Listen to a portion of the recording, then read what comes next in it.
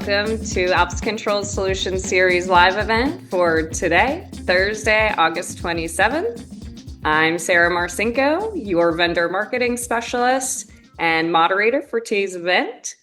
Before we get started, just a quick couple administrative remarks. First, this event is being recorded and will be available in the coming days on our YouTube channel.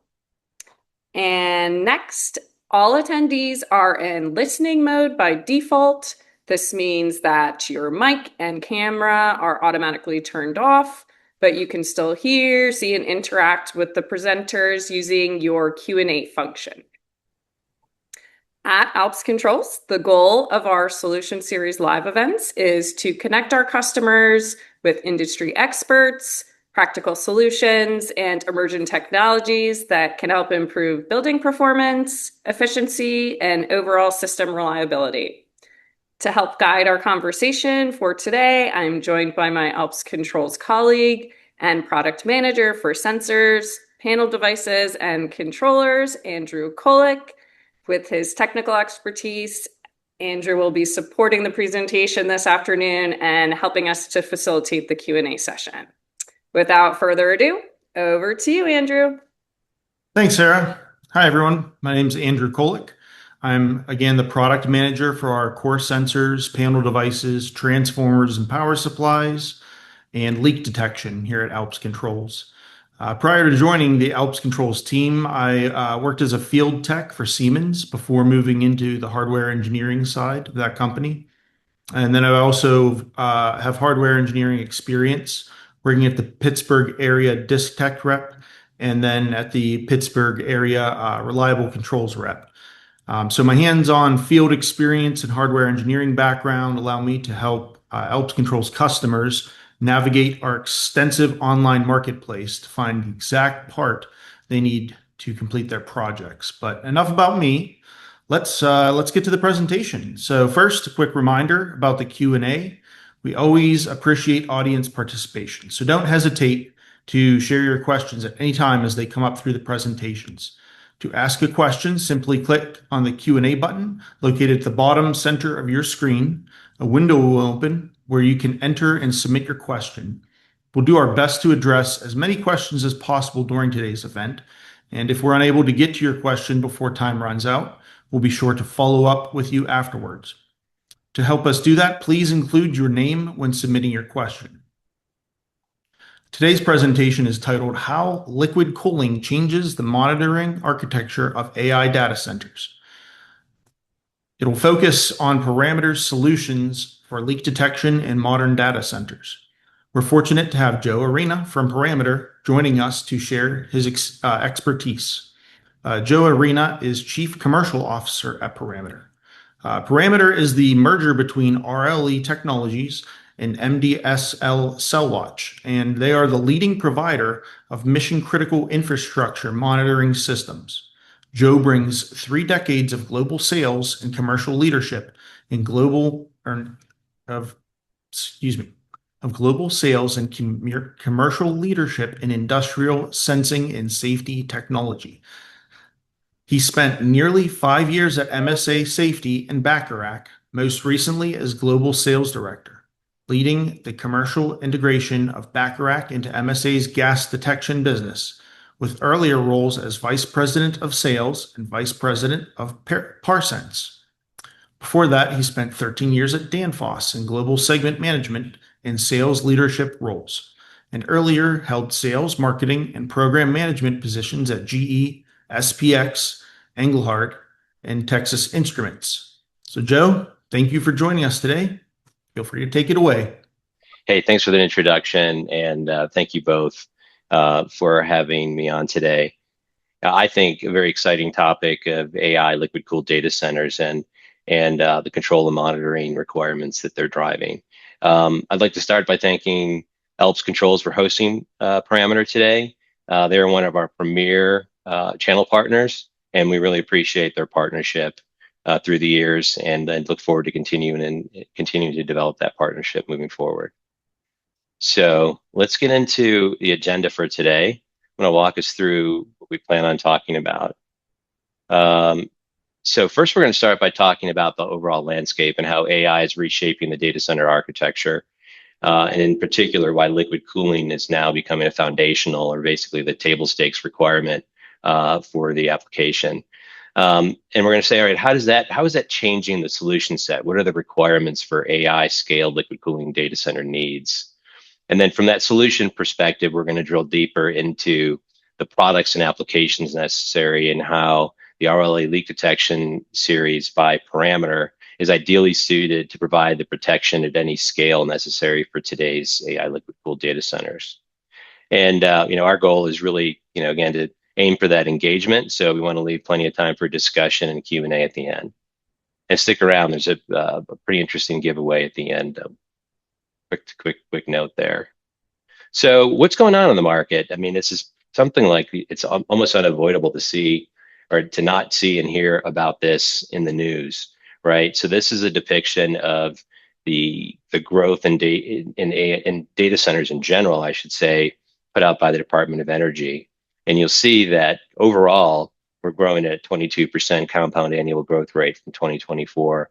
But the AI processors as a subsegment of the market is growing at a much higher clip. So AI isn't just adding load to the demand, it's actually changing the shape of the curve and that inflection point that we're seeing. And that's the pressure that's pushing the industry towards liquid cooling. So what's happening with that pressure? This is kind of very, perhaps oversimplified, but I think it's pretty accurate. AI is driving increased density. So that increased workload increases power, increases the thermal requirements and the thermal heat dissipation. Air-cooled data centers are hitting the limits. So the traditional air cool is reaching its actual max capacity as it relates to the rack densities. And what that's doing is it's driving liquid-cooled applications into the mainstream. So they're no longer liquid cooling is no longer an emerging technology. It's here and now. And from our perspective, we're just seeing it being deployed at scale for the first time. And we really saw this inflection point around the middle of 2025. So this is a chip level view of the same story. So this is NVIDIA's sort of GPU roadmap, and it shows the thermal design power of each chipset. And you see there's like 3 or 4 phases of development here. So on the left-hand side, you have previous versions of AI chipsets that were easily cooled by traditional air-cooled HVAC applications like crack and crawl units. In the middle, or middle left, you see in the blue bars, you see air and liquid cooled. These are typically cooled by hybrid systems. So you have things are called rear door coolers, where you have some liquid being piped closer to the compute, but not actually into the rack. I would argue that we still are in this sort of transitionary phase from 25 into 26. But with the deployment of the GB300, sometimes known as the Vera Rubin series of GPUs, we're seeing now that air cooling is hitting its absolute max. And these rising chip densities are pushing the thermal limits way past what air alone can do. And that's simply because, if you just take a step back from the physics involved, liquid cooling getting on top of and actually to the chipset is much more efficient at removing heat. So this isn't a preference shift. This isn't something like people would like to do. It's just basic physics. We've hit a limit for air, and liquid cooling is the only way to operate these next generation chipsets. So what does that mean for the architecture? All right, so that's at the chip level, but how do you bring fluid and cooling capacity all the way to a $32,000 Vera Rubin GPU? And what it means is that every liquid cooling loop now runs through a lot more hardware. So you have things like cooling distribution units, manifolds, quick disconnects, cold plates, flexible hose assemblies. And the key takeaway is that every one of these new connection points is another potential location for a leak. And that's exactly why detection needs to be designed in from the beginning and not bolted on later. So let's look at it from a slightly different perspective and sort of from an evolutionary perspective. So on the left-hand side, you have air-cooled data centers. You have the traditional air-cooled data center, and you have the compute in the middle, and you have perimeter leak detection, protecting the primary cooling runs, the cooling lines, pipe work, perhaps around the crack and crawl units. Then we've seen an evolution between 23 and say 25, where this hybrid cooling, where you get the liquid getting closer and you have rear door coolers and similar type technologies bringing the fluid closer to the GPUs. This is in addition to the perimeter. So it's not like you need one or the other. This is just increasing the density and complexity of the system. And today, with direct-to-chip cooling, you have even further resolution, further density, where you have the pipework and the fluid being piped into each individual server and chipset.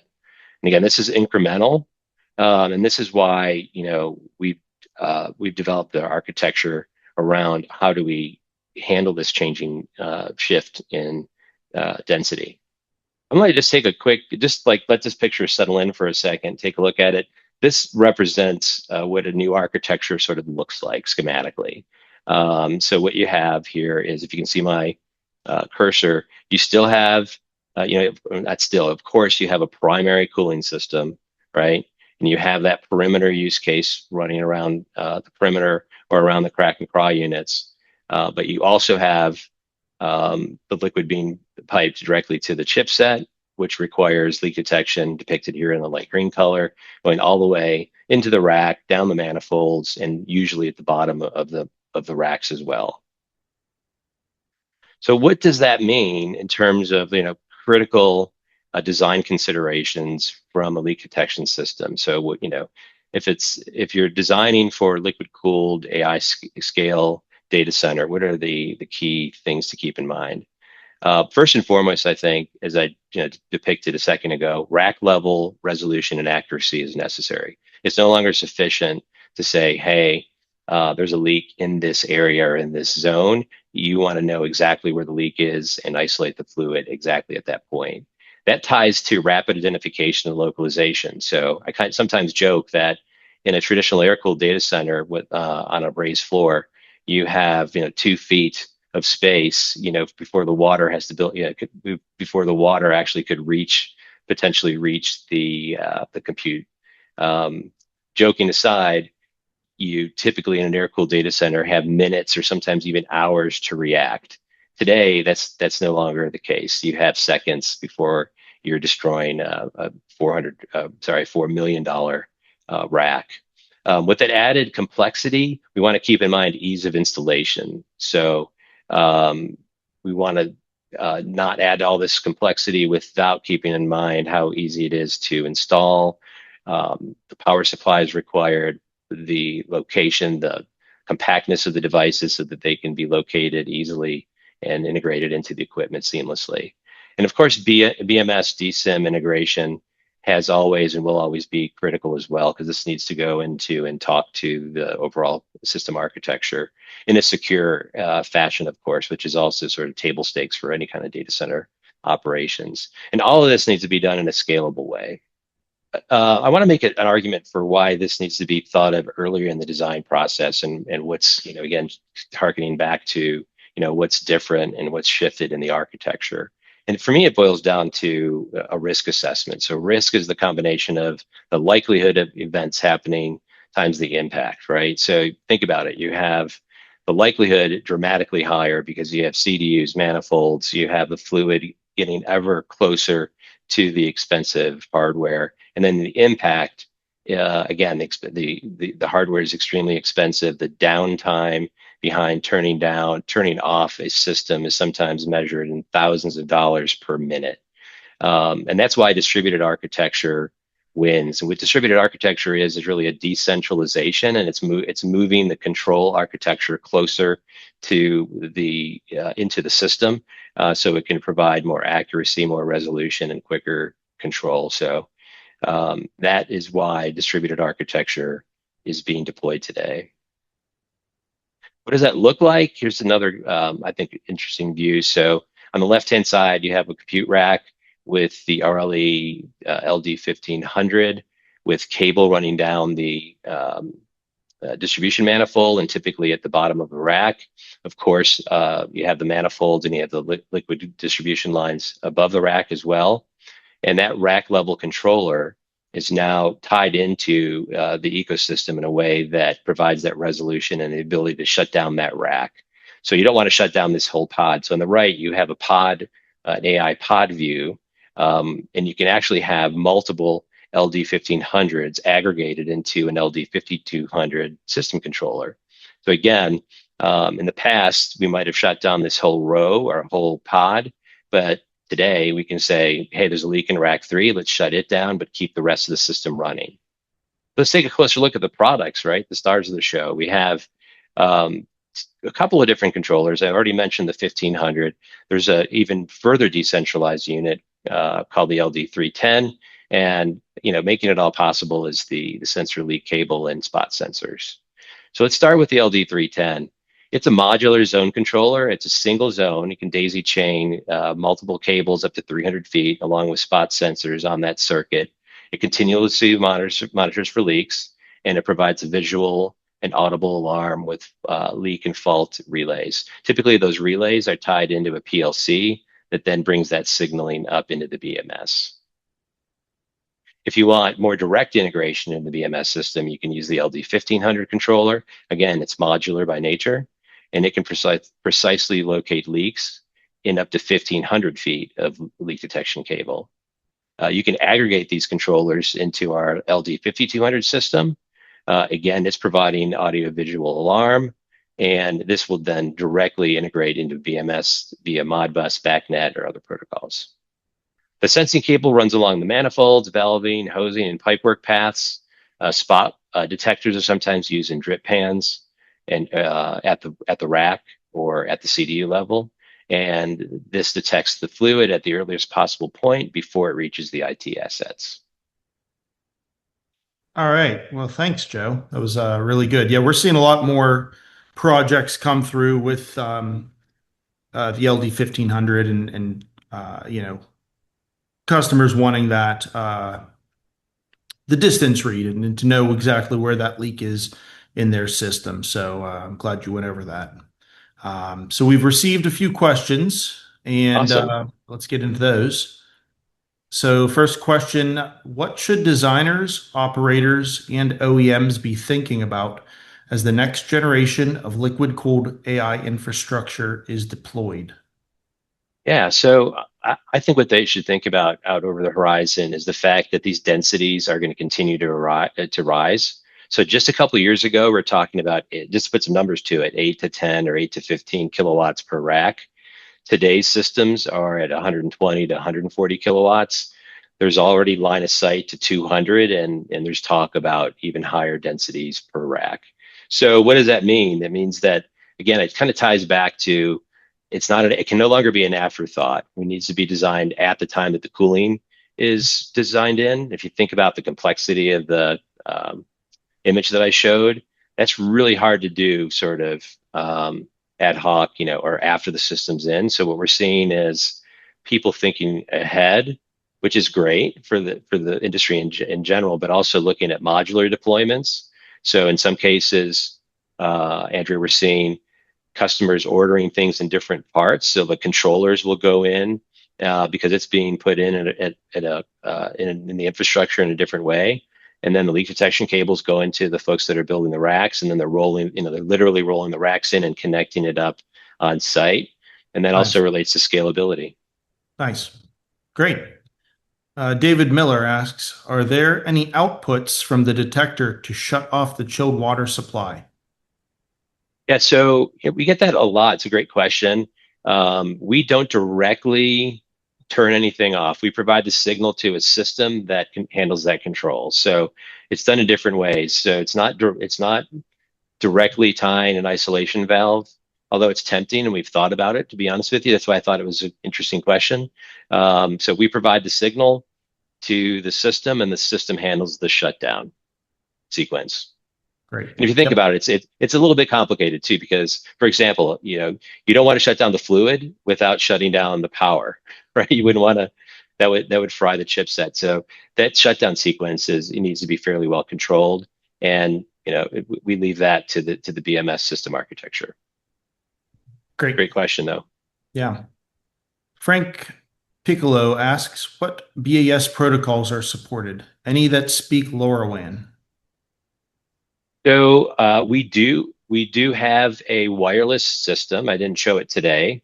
It's typically, I'll be blunt. It's typically not used in the liquid cooled era. It's used more for air cooled applications, because of the speed and requirement. So um, our system does not speak LoRa, though. It has a proprietary 900 megahertz communication. But then that hub can go is, one of the things that we pride ourselves is ease of integration into anybody's system, without any kind of software subscriptions or, charges for firmware upgrades, et cetera. So we're really pretty much open protocol from that perspective. But we don't have a LoRa wireless system at the moment. Mo Cohen here had the same question. What are communication options? But I Yeah, think, in general, we have quite a few: Modbus, BACnet, uh, TCP/IP. We have a variety. As it relates to security, we're looking at like next generation stuff that communicates via MQTT. I'm not exactly the network communications expert in the business, but we have some, thankfully. But all I know is like when we talk MQTT to data center architects or data center security folks, like they get happy and relaxed, which is to me a good sign that we're heading in the right direction. yeah, absolutely, for sure.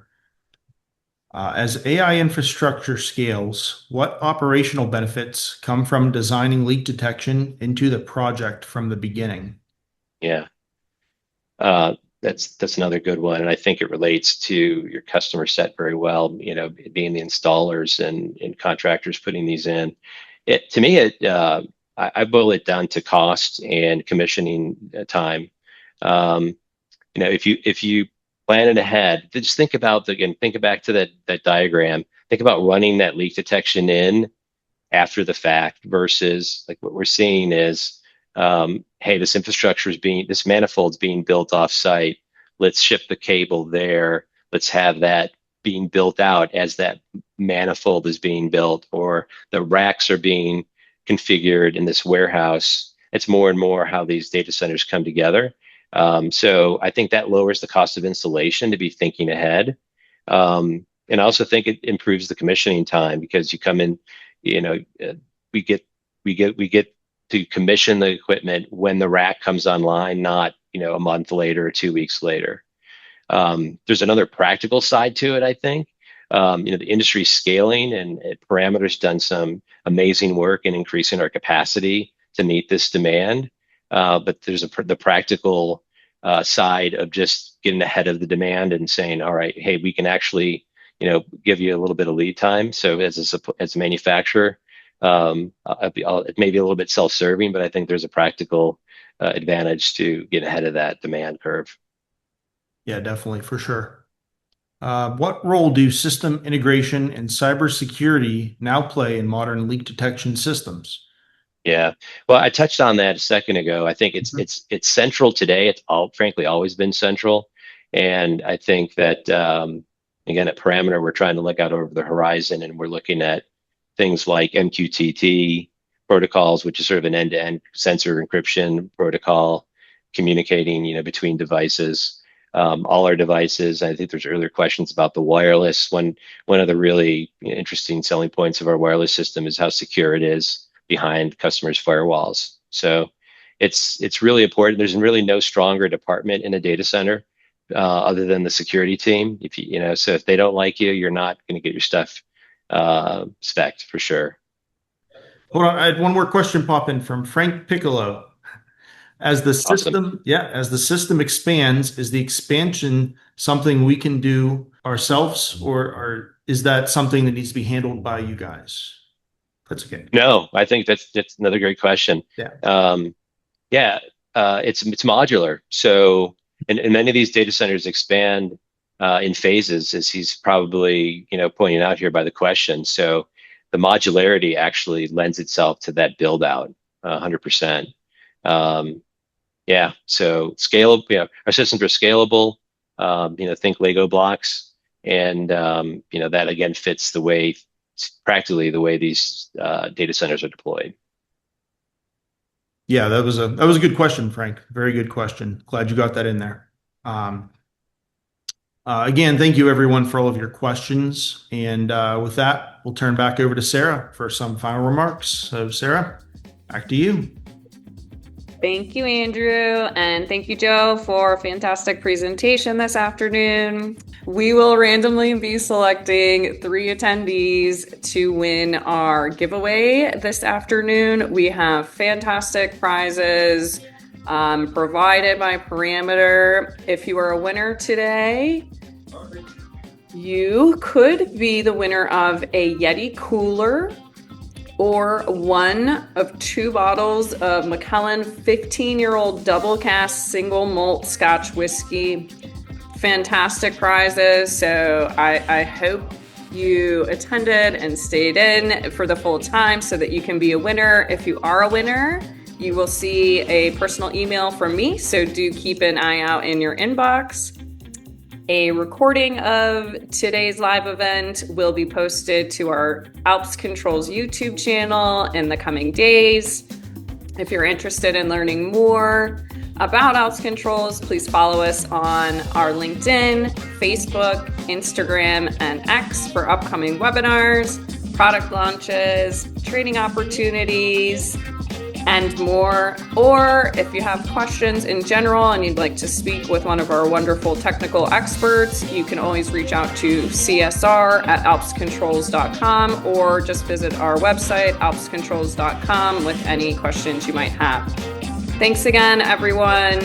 We hope to see you again at our next Solution Series live event. Have a wonderful day. Bye-bye.